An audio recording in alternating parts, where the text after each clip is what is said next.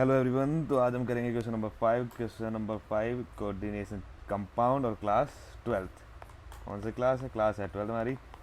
और इसके पहले कि हमने 1 से 4 हमने कर चुके हैं, तो आज करेंगे 5 और 5 है। बहुत ही आसान है, आपको बस का पता होना चाहिए कि हाइब्रिडाइजेशन के बारे में पता होना चाहिए।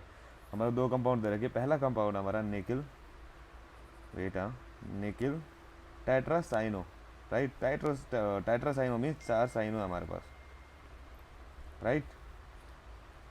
इसी जाति का हमें दे रखा है निकिल टेट्राक्लोराइड। अब इसके अंदर अब इसके अंदर क्या है? इसके अंदर हम हाइब्रिडाइजेशन देखेंगे निकल की हाइब्रिडाइजेशन हमारी 3D8 4s2। और इसके अंदर 4s2 है। और यहाँ पे अगर हम ऑक्सीडेशन स्टेट देखेंगे, अगर हम अपनी इसमें ऑक्सीडेशन स्टेट हमारी निकल की, वेट पहले ये हमारी होगी इसकी electronic configuration outer most shell की, जो कि यहाँ पर आ गई है।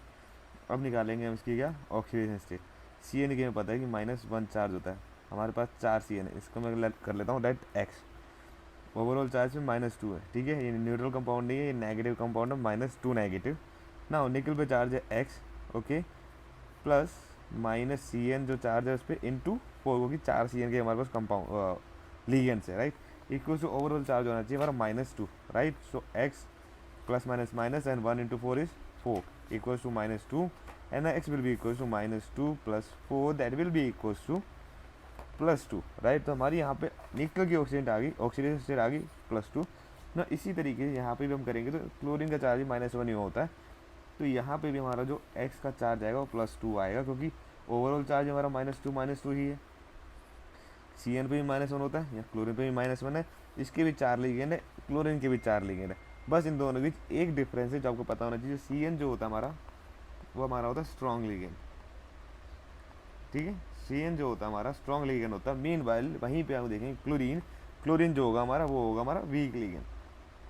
अब इन दोनों में क्या फ़र्क होता है आपको पता होना चाहिए। ज़्यादातर जो हमारा इसमें यूज़ होता है वो यूज़ होगा हमारा किसके अंदर? वो हाइब्रिडाइजेशन यूज़ होगा। और उसके भी अंदर कहाँ पे होगा? जब पेयरिंग और अनपेयरिंग की बात आएगी। नाउ निकल की बात करते हैं फिर से हम लोग।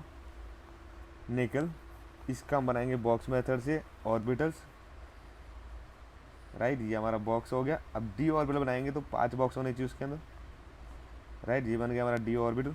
हाँ, इसी के साथ एस ऑर्बिटल, राइट। ये हमारा 4s ऑर्बिटल है, ये हमारा 3d ऑर्बिटल है, राइट। अब इसके अंदर 8 इलेक्ट्रॉन्स है। इसी तरीके से हम पेयरिंग करते हैं, राइट। पहले सबके अंदर एक एक अनपेयर इलेक्ट्रॉन डालेंगे, देन उसके बाद हम पेयरिंग करेंगे। तो 5 6 7 एंड 8। और जो हमारा एस है उसके अंदर 2 इलेक्ट्रॉन है। नाउ जो निकल जो है यहाँ पे आपको पता है +2 एनर्जी स्टेट पे, +2 एनर्जी स्टेट पे, तो क्या होगा कि दो इलेक्ट्रॉन ना वो निकलेंगे इसमें से। क्या 2 इलेक्ट्रॉन क्या निकलेंगे इसमें से। किस तरीके से निकलेंगे? वो जो हमारे निकलेंगे वो हमारे एस वाले से निकलेंगे, क्योंकि एस जो है हमारा सबसे एंड में, और जो इलेक्ट्रॉन निकलते हैं वो आउटर मोस्ट सेल से निकलते हैं, ठीक है। इनर ऑर्बिटल से नहीं निकलेंगे, वो आउटर मोस्ट ऑर्बिटल से निकलेंगे। और आउटर मोस्ट ऑर्बिटल हमारा एस ऑर्बिटल, राइट। अब इसमें से 2 इलेक्ट्रॉन निकल चुके हैं। जो निकल हमारा +2 चार्ज पे आ चुका है, ठीक है। अब ये हमारा फाइनल निकल प्लस है, निकल 2+ है, जिसके साथ हम बॉन्डिंग करवाएंगे सी एन की और सी एल की। नाउ एक केस लेंगे हम सी एन का, और दूसरा केस लेंगे हम सी एल का, ठीक है। मैंने बता दिया सी एन जो है स्ट्रॉन्ग लिगेंड है और क्लोरीन जो है वो वीक लिगेंड है। नाउ इसको मैं अगेन कॉपी करूँगा, इधर ले आया मैं, ठीक है। ये मेरे को एक और चाहिए, जिसको मैं इधर रखूँगा। ये इसका भी साइज इसी के बराबर कर लेते हैं, ये तो अच्छा ही लगेगा ये। एक और कॉपी कर दिया मैंने तो साइज इसको भी छोटा कर लेते हैं। नाउ अब इसके अंदर में क्या करना? अब इसके अंदर में करानी है बॉन्डिंग। अब ये सी एन जो है हमारा स्ट्रॉन्ग लिगेंड है। स्ट्रॉन्ग लिगेंड की वजह से क्या होगा, ये जो इलेक्ट्रॉन है यहाँ से जंप करके इसके साथ पेयर अप कर लेगा। मीन वाइल जो ये वाला है क्लोरीन के साथ जो बनाएगा, क्लोरीन हमारा वीक लिगेंड है, तो ये पेयर अप नहीं करा पाएगा। तो क्या होगा, यहाँ पे ई बन गया। और इसके अंदर ये इलेक्ट्रॉन यहाँ से निकलेगा, यहाँ से निकलेगा और यहाँ पे आके पेयर अप कर लेगा। मीन वाइल ये एज इट इज रहेगा, जैसा था वैसा ही रहेगा, इसमें कोई चेंजेस नहीं आएंगे, राइट। इसमें कोई चेंजेस नहीं आएंगे, ये एज इट इज रहेगा। अब इसके अंदर जो फाइनल चेंज करनी है हमें वो करनी है कंपाउंड की फॉर्मेशन। अब वो कैसे होगा, अब जो CN होगा यहाँ पे एक और एम्प्टी p ऑर्बिटल और होगा, ठीक है, जो मैंने पहले नहीं बनाया था क्योंकि उसकी ज़रूरत नहीं थी। यहाँ पे एक एम्प्टी p ऑर्बिटल भी होगा। अब क्या होगा, अब CN आएगा हमारा, इस केस में CN आएगा, यहाँ पे जाएगा 1 2 3 4, राइट। तो Cl यहाँ पे आएगा इस केस में। अब इस केस में आएगा तो कहाँ पे जाएगा, 1 2 3 4, राइट। अगर आप यहाँ पे हाइब्रिडाइजेशन निकालोगे तो इसमें हाइब्रिडाइजेशन क्या आएगी, DsP2, और इस केस में क्या आएगी, sp3। तो यहीं से आ गया कि ये जो होगा DsP2 जो हमारी हाइब्रिडाइजेशन हो किसकी है, स्क्वायर प्लेनर की।